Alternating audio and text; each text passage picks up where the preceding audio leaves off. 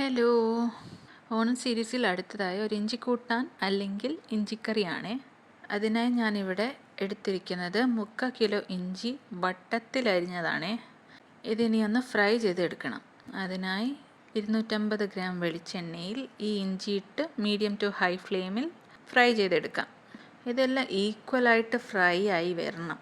അതിന് ഇടയ്ക്കൊന്ന് ഇളക്കി കൊടുത്തുകൊണ്ടിരിക്കണം. ഇതിൻ്റെ പരുവമെന്ന് പറഞ്ഞാൽ ഉപ്പേരിയുടെ ഒക്കെ പോലെ കടിക്കുമ്പോൾ ക്രഞ്ചി ആയിരിക്കണം. ഇതിപ്പോൾ ആയിട്ടുണ്ട്. ഒന്ന് കോരി മാറ്റിയിട്ട് ചെറുള്ളി വട്ടത്തിൽ കട്ട് ചെയ്തത് ഒരു 30 എണ്ണമാണ് എടുത്തിരിക്കുന്നത്. ഇനി ഇതൊന്ന് നന്നായി ഫ്രൈ ചെയ്തെടുക്കണം.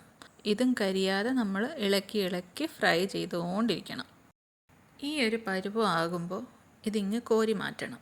ഇനി നമുക്ക് ഈ ഫ്രൈ ചെയ്ത ഇഞ്ചിയും ചെറുള്ളിയും ആറാൻ വേണ്ടി ഒന്ന് വെയിറ്റ് ചെയ്യാം. ആറിക്കഴിയുമ്പോൾ ഇഞ്ചിയും ചെറുള്ളിയും കൂടി ഒരുമിച്ചിട്ട് പൗഡറാക്കണം ഇതുപോലെ. ഇനി നമുക്കിതൊക്കെ കറിയാക്കുന്നതിലേക്ക് കടക്കാം. അതിനായി ലോ ഫ്ലെയിമിൽ നമ്മൾ നേരത്തെ വറുത്ത് വെച്ച ആ സെയിം എണ്ണയിൽ തന്നെ കുറച്ച് കടുകിട്ട് പൊട്ടുമ്പോഴത്തേക്കും 4-5 വറ്റൽമുളകും 4-5 പച്ചമുളകും കൂടി ഇടാം. 1-2 തണ്ട് കറിവേപ്പിലയും ചേർത്ത് നല്ലപോലെ ഇതൊക്കെ ഒന്ന് മൂപ്പിച്ചെടുക്കണം. ഇതൊക്കെ മൂപ്പിച്ചെടുക്കുന്നതെന്ന് വെച്ചാൽ എല്ലാത്തിൻ്റെയും വെള്ളം പറ്റണം, അല്ലെങ്കിൽ ഇഞ്ചിക്കറി വേഗം പൂത്തു പോകും. 3 ടീസ്പൂൺ മുളക് പൊടി, 1/4 ടീസ്പൂൺ മഞ്ഞൾപ്പൊടി ഇട്ട് കൊടുത്ത് ഇതിൻ്റെ പച്ചമണം ഒന്ന് മാറിയിട്ട് ഇതിലേക്ക് പിഴുപുളിയുടെ വെള്ളം ചേർത്ത് കൊടുക്കണം. ചേർത്ത് വീണ്ടും ഇളക്കുക. നന്നായി ഇളക്കി കൊടുത്ത് മിക്സായി ഒന്ന് തിള വരുമ്പോൾ നമ്മൾ അരച്ച് വെച്ച ഫ്രൈഡ് ഇഞ്ചിയും ചെറുള്ളിയുടെയും മിക്സ് ഉണ്ടായിരുന്നല്ലോ, അതും കൂടി അങ്ങ് ചേർത്ത് കൊടുക്കണം. എന്നിട്ട് നന്നായി ഇളക്കണം. ഇളക്കി ഒന്ന് മിക്സായി എല്ലാം വരുമ്പോൾ 2 സ്പൂൺ ഉപ്പും ചേർത്ത് പിന്നെയും ഇളക്കി കൊടുക്കണം.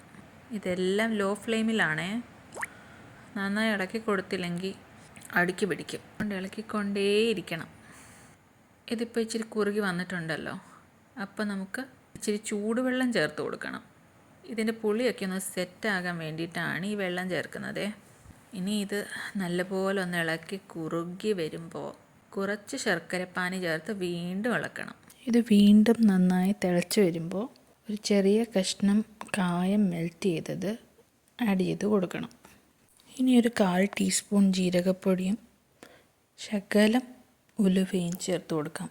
ഇത് പതുക്കെ ഇരുന്ന് വെള്ളമൊക്കെ ഒന്ന് വറ്റി കുറുകി വരണം. നിങ്ങൾ ഈ ചാനലിൽ ആദ്യമായിട്ട് വരുവാണെങ്കിൽ ഒന്ന് സബ്സ്ക്രൈബ് ചെയ്തേക്കണേ. ഇതിപ്പോൾ കുറുകി വന്നിട്ടുണ്ട്. നമ്മുടെ ഇഞ്ചിക്കറി റെഡി ആയിട്ടുണ്ട്. ഇനി ഫ്ലെയിം ഓഫ് ചെയ്യാം. അപ്പോൾ for more such recipes stay tune with Sathya's kitchen.